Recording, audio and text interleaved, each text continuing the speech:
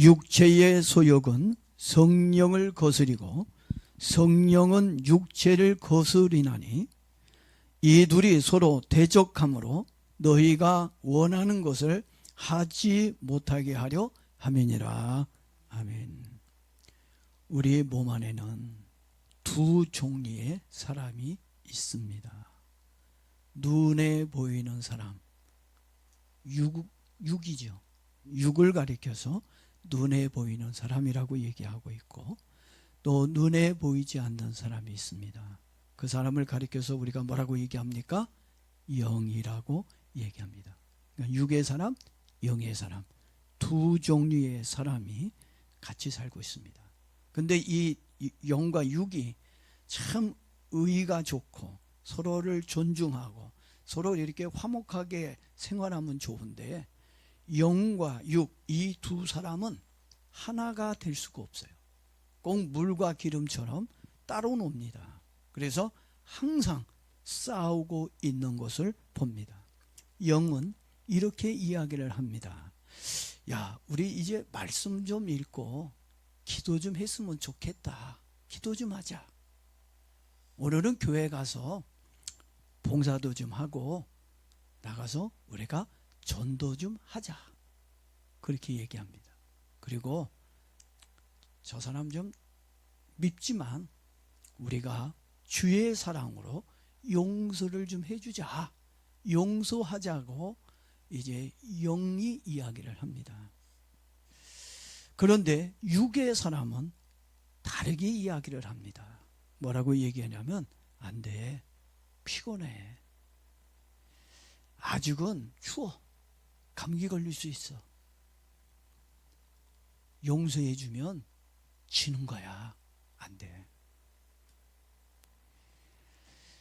여러분이 이 말이 무엇을 의미하고 있는 것일까요? 성경은 이 상황을 영적 싸움이라고 말도 하고 있고, 또 양신의 역사라고 말을 하기도 합니다. 오늘 본문에서 사도 바울은 육체의 소욕은 성령을 거스리고 성령은 육체를 거스리나니 이 둘이 서로 대적함으로 너희가 원하는 것을 하지 못하게 한다고 말해주고 있습니다. 지금 여러분들은 영을 선택해야 할지 아니면 육신을 선택해야 할지 결정해야 합니다. 그런데 사도 바울은 로마서 8장 6절에서 육의 생각은 사망이요 영의 생각은 생명과 평안이라고 가르쳐주고 있습니다. 뭘 선택해야 될까요? 육을 선택해야 될까요? 영을 선택해야 될까요? 왜 육신의 생각은 사망이라고 말해주고 있는 것일까요? 그것은 인간의 생각은 마귀적이라는 얘기입니다. 아무리 인간이 좋은 생각을 가지고 있다 할지라도 그 생각이 대부분이 마귀적이라는 얘기입니다. 그래서 하나님을 대적하며 하나님의 원수가 되기 때문에 너희는 인간의 생각을 가지고 살지 말라고 말씀해 주고 있는 겁니다. 로마서 8장 7절에 보니까 육신의 생각은 하나님과 원수가 되나니 이는 하나님의 법에 굴복하지 아니할 뿐 아니라 할 수도 없음이라 라고 얘기합니다. 누가? 육이 하나님의 법에 절대 이 육은 굴복하지 않는다는 얘기입니다. 그래서 육신의 생각을 가지고 살면 누구와 원수가 된다고요? 하나님과 원수가 된다고 말해주고 있는 것입니다. 그러나 반대로 영의 생각은 생명과 평안이라고 말해주고 있습니다. 그런데 무엇 때문에 영의 생각이 생명과 평강이 될까요? 그것도 로마서 8장 2절에 그 답이 나옵니다. 이는 그리스도 예수 안에 있는 생명의 성령의 법이 죄와 사망의 법에서 너를 해방해 주었기 때문이라고 말씀해 주고 있습니다. 우리를 죄의 법에서 누가 해방시켜 줬다고요? 성령의 생명의 법이 우리를 자유함을 주셨다는 얘기입니다. 그래서 성령 안에는 무엇이 있다는 얘기입니까? 생명의 생명이 되는 성령의 법이 우리를 죄와 사망의 법에서 구원해 주었기에 우리는 육을 위해서 사는 것이 아니라 무엇을 위해서 살아야 된다고요? 영을 위해 살아야 생명과 평안을 얻을 수 있다고 가르쳐주고 있는 것입니다. 그래서 예수의 영이 있는 사람에게는 뭐가 있다고요? 생명이 있고 평안이 있는 것입니다. 그러나 예수의 영이 없는 사람은 사망의 왕노릇하고 있다고 알려주고 있습니다. 이렇게 우리 인간은 철저하게 영과 육으로 나누어져 있습니다. 그래서 이 두 사람은 죽을 때까지 항상 하나가 되지 못하고 싸우고 있다는 것입니다. 여러분 안에 있는 두 사람이 어떤가요? 사이가 좋은 편인가요? 아니면 늘 싸우고 있는 중에 있습니까? 그렇다면 두 사람이 왜 싸우고 있는지 좀 말씀을 드리도록 하겠습니다. 그러려면 먼저 우리는 성경에서 두 영의 역사를 경험했던 사람들을 좀 살펴볼 필요가 있습니다. 먼저 이스라엘의 첫 번째 왕이었던 사울에 대해서 살펴보겠습니다. 사울 왕이 하나님을 처음 만났을 때의 모습입니다. 그 모습이 사무엘상 10장 10절에 나옵니다. 하나님의 영이 사울에게 크게 임함으로 그가 그들 중에 예언을 하네. 우리는 사울 왕 하면 불순종의 사람, 질이 나쁜 사람, 뭔가 안 좋은 이미지가 우리 사울 왕에게 있습니다. 그런데 성경은 사울 왕이 성령으로 충만했던 사람, 하나님의 은혜가 있었던 사람, 신령한 영적 체험을 한 사람, 그리고 심지어 뭐예요? 예언까지 한 사람으로 성경은 이야기해주고 있습니다. 이런 사람이 어쩌다가 왜 이렇게 망가졌을까요? 시간이 지나면서 사울의 신앙이 하나님 중심에서 인간의 중심이 되었고, 말씀 중심에서 세상 중심으로 변질되었습니다. 우리가 먹는 음식도 변질되잖아요. 처음에 만들었을 때는 얼마나 따끈하고 영양가 많고 맛있습니까? 시간이 지나며 따라서 온도가 변하고 습도로 영향을 받고 그러다 보니까 부패해지듯이 우리의 신앙이 처음에 하나님 만났을 때는 그렇게 따끈따끈하고 좋고 맛있고 참 좋은데 시간이 지나면서 따라 굳어진 빵처럼 변질된 음식처럼 이렇게 뭔가 잘못되어져 가고 있다고 하는 것입니다. 사울 왕은 처음에는 은혜를 받아 겸손했습니다. 누구보다도 겸손했습니다. 그리고 항상 순종하는 편에 속했어요. 순종의 신앙을 가졌습니다. 그랬던 사울이 하나님의 말씀보다 자기의 생각을 앞세웠습니다. 나요 자기를 앞세우는 사람이 있습니다. 주여 주여가 아니라 나요 하는 사람. 그리고 사람의 말을 더 의지하고 쫓게 되었습니다. 사울이 그렇게 되어졌다는 얘기입니다. 어느 날 하나님이 사울 왕에게 야 사울아, 아말렉을 쳐서 진멸해라, 다 죽여라. 하나님은 아말렉을 전부 다 진멸하라고 명령을 내렸습니다.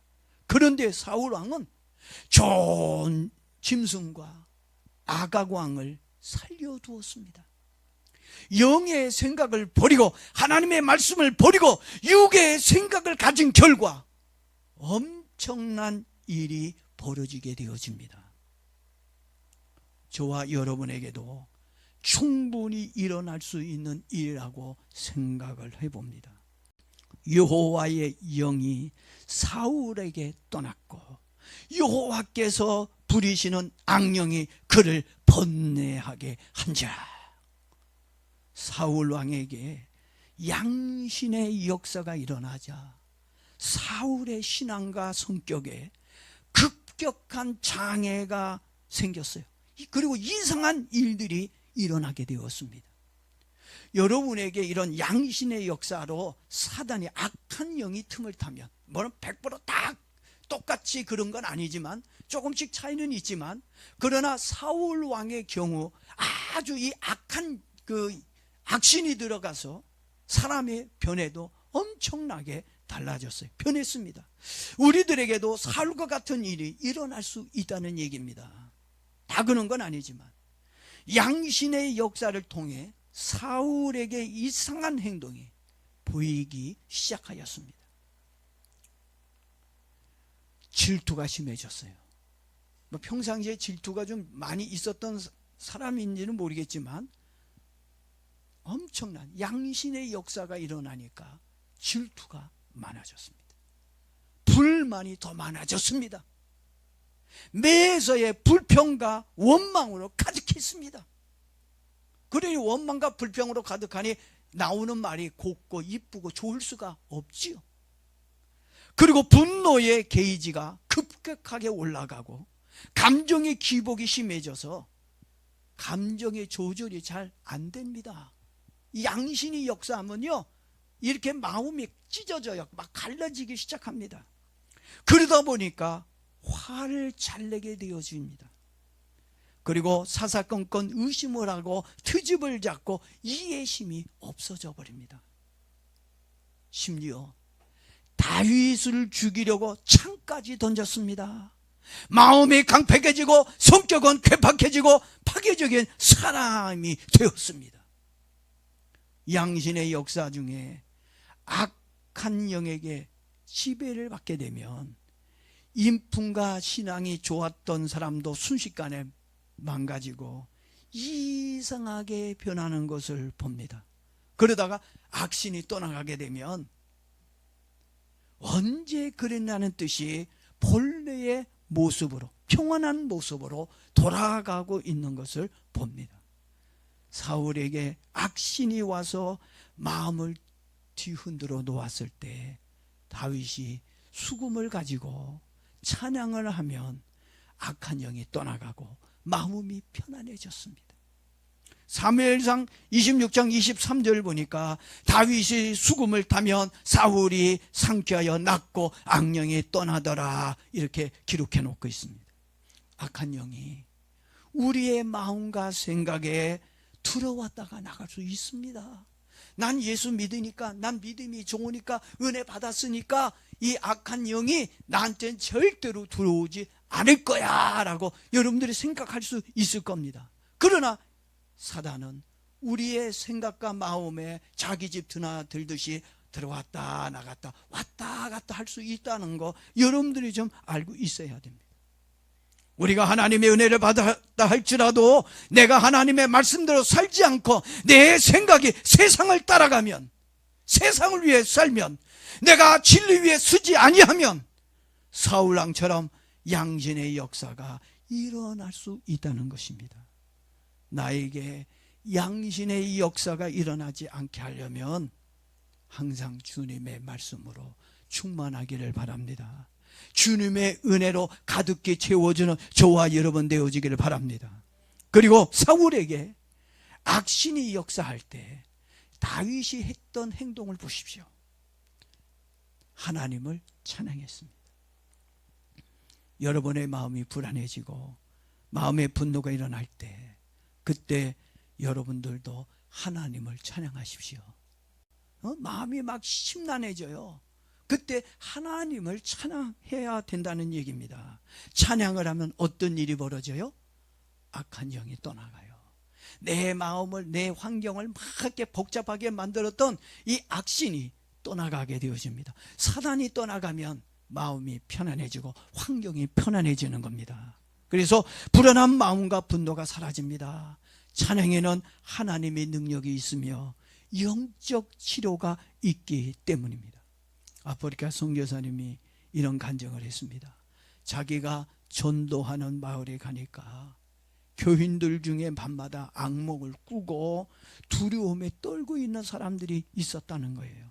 그래서 선교사님들이 그들을 모아놨어요. 교인들을 모아놓고 두려워하고 불안해하지 말고 우리 같이 찬송합시다. 그리고 교인들과 함께 밤을 새워가며 뜨겁게 그냥 밤새도록 찬양을 불렀습니다. 그 이후 교회의 역사했던 악령이 떠나가고 영적 분위기가 완전히 달라졌다는 것입니다.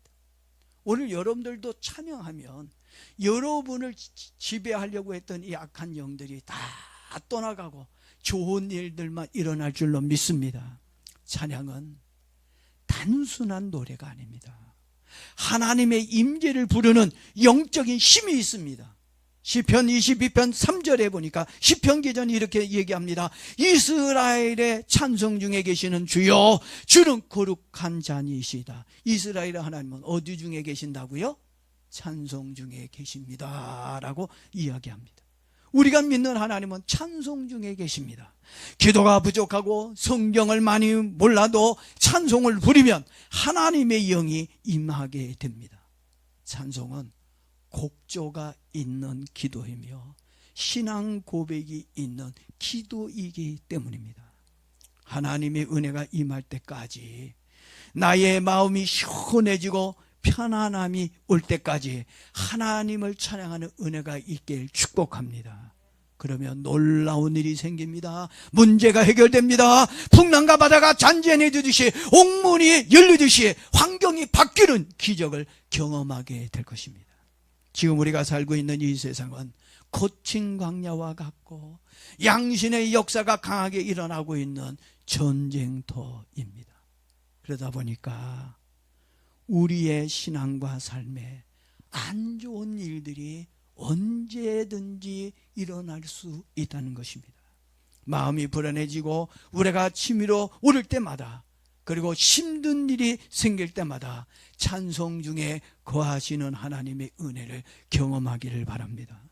그리고 두 번째로, 발람 선지자에게 일어났던 양신의 역사에 대해서 말씀을 드리겠습니다. 조금 전 누구에게 이런 양신의 역사가 일어났다고요? 사울 왕에게 일어났다는 얘기입니다. 그리고 발람 선지자에게도 이런 양신의 역사가 일어났습니다. 조금 사울하고 발람하고 일어난 양신의 역사는 좀 차이가 보입니다. 발람은 다른 사람도 아닌 누구죠? 누구예요? 이분이 어떤 일을 하는 사람입니까? 선지자입니다. 네? 그것도 그 당시 선지자 중에 가장 유명하고 인지도가 있는 선지자였습니다. 오늘날로 말하면 이름이 알려진 유명한 대형 교회의 목사님으로 이해하면 될 것 같습니다. 발람은 유명한 하나님의 종으로 하나님을 전하는 사람입니다. 그런 선지자에게 어떤 일이 일어났다고요?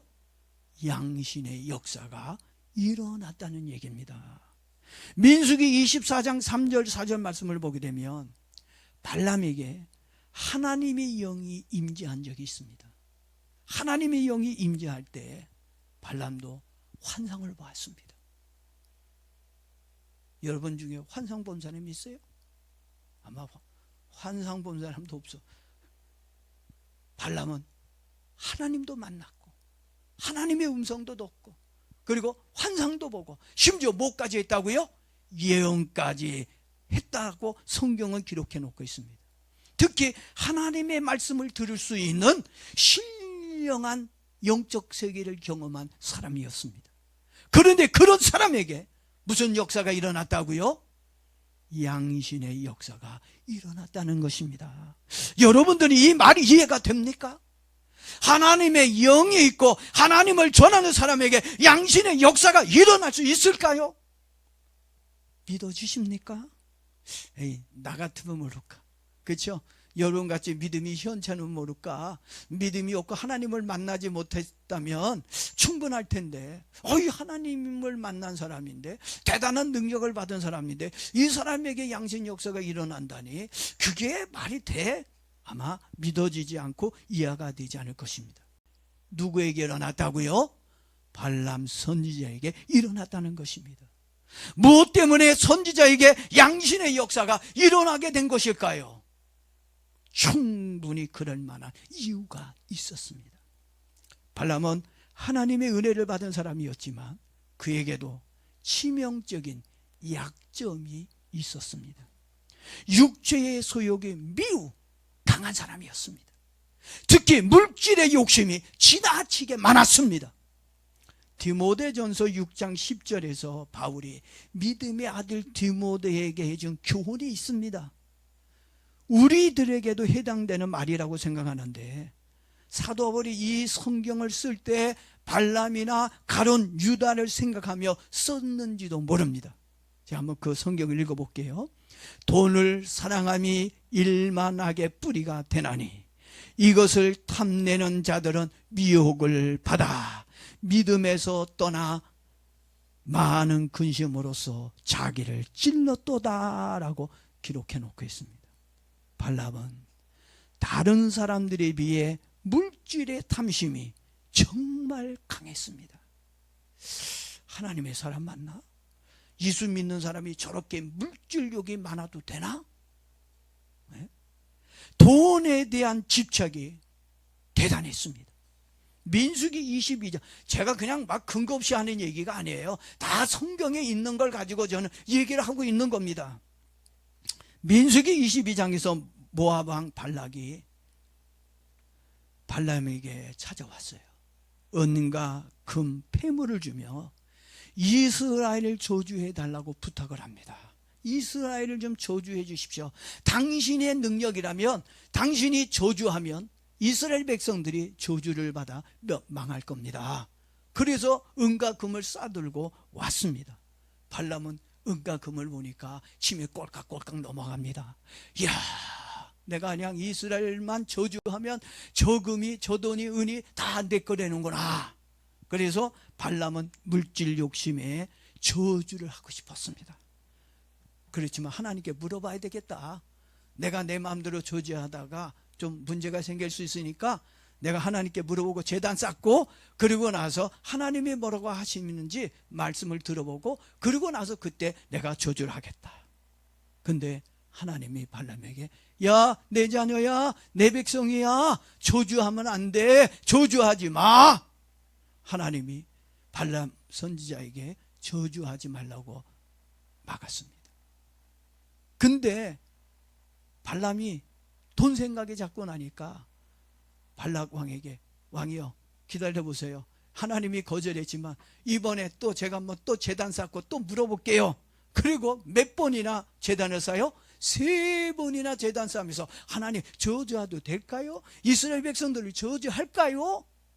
근데 하나님이 그때마다 발람에게 안 돼, 안 돼, 안 돼, 안 된다고 3번이나 발람을 막아섰습니다. 그렇지만 발람은 돈의 유혹을 이기지 못하고 이스라엘을 저주를 못하지만 그 대신 이스라엘 백성들을 멸망시킬 수 있도록 타락하는 방법을 발락에게 돈을 받고 가르쳐 줍니다. 뭐가 있었어요? 아까 내가 얘기했죠? 발락 선지자에게 뭐가 강해요? 물질의 욕심이 굉장히, 우리 같으면 하나님 안 된다 그러면 예 알았어요. 그래 안 된대, 하나님 안 돼, 그냥 가, 그리고 말 텐데, 얼마나 집요하게 물질의 욕심이 많은지, 그 물질 욕심 때문에 이스라엘 백성들이 타락하여 24,000명 아주 귀한 생명이 죽게 되었습니다. 사도 베드로는 발람에 대한 이야기를 합니다. 발람에 대한 이야기를 하면서 발람이 미혹을 받아 미친 짓을 하였다고 기록해 놓고 있습니다. 무슨 짓이라고요? 발람이 한 일이 미친 짓이라는 얘기예요. 뭘 받아서? 미혹을 받아서. 여러분, 지난번 주에 그랬죠? 마귀는 무슨 영이라고요? 미혹하는 영이라고 그랬어요. 미혹 당했었다는, 누구를 통해서 미혹을 받은 겁니까? 사단을 통해서 미혹을 받은 거예요. 어떤 것이 됐든지 그 미혹의 주체는 누구예요? 사단이라는 얘기입니다. 그래서 발람이 미혹을 받아 미친 짓을 하게 되었다고 베드로는 그렇게 말해주고 있습니다. 다시 말해 발람이 돈의 욕심에 이끌려 미혹되는 바람에 양신의 역사로 미친 짓을 하게 되었다고 말해주고 있습니다. 그러니까 여러분, 내가 미쳤나 봐 그랬죠. 그때는 성령의 역사로 미칠 수도 있어요. 좋게 미칠 수. 근데 아이고 내가 미쳤나 봐. 그땐 뭐 한 거죠? 양심의 역사로 미친 거예요. 잘못 판단하고 잘못 생각하고 잘못 결정하고 잘못 가는 건 다 이게 뭐예요? 양심의 역사로 미친 겁니다. 여러분 미치지 않기를 바랍니다. 이야기면 하나님의 시대에서 잡혀서 미쳐야지 악신에 미치면 안 되는 거예요. 우리는 사울왕이나 발람 선지자를 보면서 은혜 받은 사람이라 할지라도 인간의 생각과 욕심으로 살면 얼마든지 양심의 역사가 일어날 수 있다는 것을 보여주고 있습니다. 인간의 생각이 잘못되어 양심의 역사가 일어나면, 여러분 저도 목사입니다. 저도 하나님 은혜를 받은 사람이라고 저는 생각합니다. 믿음이 있다고 저는 그렇게 저 자신 스스로를 그렇게 생각합니다. 그런데도 인간의 생각이 잘못되어 양심의 역사가 일어난다면 목사인 저도 얼마든지 거짓 설교를 할 수 있습니다. 돈의 미혹을 받아 양심의 역사가 일어난다면 사람을 해칠 수 있는 미친 짓도 할 수 있는 게 우리 인간입니다. 우리가 하나님을 믿지만 우린 육을 가지고 있는 인간입니다.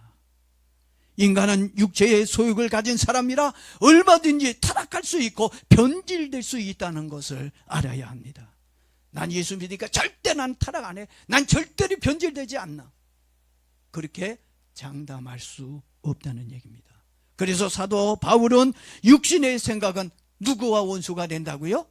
하나님과 원수가 된다고 하였고, 또한 육체의 생각은 사망이며 영의 생각은 생명과 평강이라고 말해주고 있는 것입니다. 그러니까 우리는 항상 육의 생각으로 사는 것이 아니라 무슨 생각을 가지고 살자고요? 영의 생각으로 살자는 얘기입니다.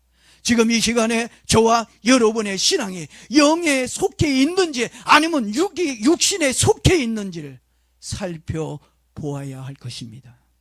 이번에는 예수님의 제자인 베드로에게 일어난 양신 역사에 대해서 말씀을 드리겠습니다. 야, 베드로도 양신 역사 일어나고 발람 선지자에게 일어나고 사울왕에도 일어나고, 와, 누구든지 다 일어날 수 있구나. 아유, 위로받지는 마세요. 에? 안타까워해야 됩니다. 이들에게까지도, 이런 사람들에게까지도 이런 양신 역사가 있다면 나에게도 이런 양신 역사가 일어나겠구나. 여러분 경각심을 가지라는 얘기입니다. 조심하자는 얘기입니다. 말씀으로 충만하자는 얘기입니다. 영으로 살아야 된다는 얘기예요. 베드로가 마태복음 16장 16절에서 성령의 감동으로 놀라운 고백을 합니다. 주는 그리스도시요 살아계신 하나님의 아들이십니다. 주는 그리스도시요 살아계신 하나님의 아들이십니다. 여러분 그렇게 고백합니까? 그렇게 여러분 믿습니까? 근데 우리 모두가 다 알고 있는 말씀입니다. 예수님은 베드로의 이 고백을 듣고 얼마나 좋으셨는지 몰라요. 칭찬해 주셨습니다. 바요나 시몬아, 네가 복이 있다. 칭찬해 주셨습니다. 이를 내게 알게 하려는 하늘에 계신 내 아버지시다. 내가 복이 있다. 그러면서 칭찬하시면서 뭘 주셨어요? 천국의 열쇠까지 주셨습니다. 그랬는데 23절 보니까 그거 잠깐이에요. 23절에 보니까 칭찬과 축복을 받았던 베드로가 이번에는 예수님께 저주와 책망의 말을 듣습니다. 막 그냥 확 이렇게 반전되고 있는 것을 봐요. 그 내용이 마태복음 16장 21절에 나옵니다. 예수님께서 제자들에게 자기가 예루살렘에 올라가 장로들과 대제사장들과 서기관들에게 많은 고난을 받고 죽임을 당하고 제3일에 다시 살아날 것을 말씀하셨어요. 그때 제자들 들었는데 베드로가 그 말을 듣고 이야기를 합니다. 베드로는요 정말 안타까운 마음으로 예수님을 위해 예수님을 생각해서 진심으로 말씀을 드린 거예요. 22절에 베드로가 뭐라고 얘기한지 아세요? 예수님을 위해서 주여 그리 마옵소서. 주님 그러시면 안 됩니다. 고난받고 죽으면 안 됩니다. 베드로의 마음은 진심이었단 말이에요. 주여 그리 마옵소서 이 말을 들은 예수님께서 바로 화를 내시면서 소리를 지르며 23절에 보니까 뭐라고 베드로에게 막 화를 내셔요? 사단아 네 뒤로 물러가라. 베드로에게 막 갑자기 고함을 치시면서 사단아 네 뒤로 물러가라고 막 소리를 질렀습니다. 여러분, 베드로의 이 말이 사단이라는 말을 들을 정도로 악한 말입니까? 나 상처받았어. 여러분들에게 이랬으면 나 상처받았어. 이제 저 사람하고 나 상조 안 해. 나 교회 안 다녀. 나 이제 이 교회 안 다녀. 나 예수 안 믿어. 아마 그리고 시험 들을 수도 있을 것 같아요. 주님을 위해 한 말이었는데 이렇게까지 비난을 받고 욕을 얻어먹을 정도인지 이해가 안 갔습니다. 베드로는 말 한마디에 천당과 지옥을 맛보게 되었습니다. 졸지에 하나님의 사람에서 사단의 사람이 되고 말았습니다. 여러분은 이 상황이 이해가 됩니까? 조금 전에는 하나님의 은혜가 있었는데 지금은 양신의 역사하는 사람이 되어버리고 말았습니다. 왜 그랬을까요? 그 이유가 무엇인지 23절에 나옵니다. 예수님께서 베드로에게 하신 말씀입니다. 너는 나를 넘어지게 하는 자로다. 내가 하나님의 일은 생각하지 아니하고 도리어 사람의 일을 생각하는도다 라고 그 이유를 말씀해 주고 있습니다. 아무리 내 생각과 의도가 좋았다 할지라도 하나님의 뜻과 맞지 않는다면 그것은 하나님을 위한 것이 아니라 하나님을 대적하는 일이 되기 때문입니다. 그래서 예수님이 책망하신 거예요. 그래서 우리는 항상 영과 육 두 사이에서 영의 생각을 선택해야 하나님과 원수가 되지 않는다는 것입니다. 그리고 생명과 평안을 얻게 되어진다는 것입니다. 오늘 우리는 베드로의 양신 역사를 통해 나에게도 얼마든지 양신의 역사가 일어날 수 있다는 걸 알고 영의 생각을 선택하는 지혜와 영적 분별력이 있기를 축복합니다.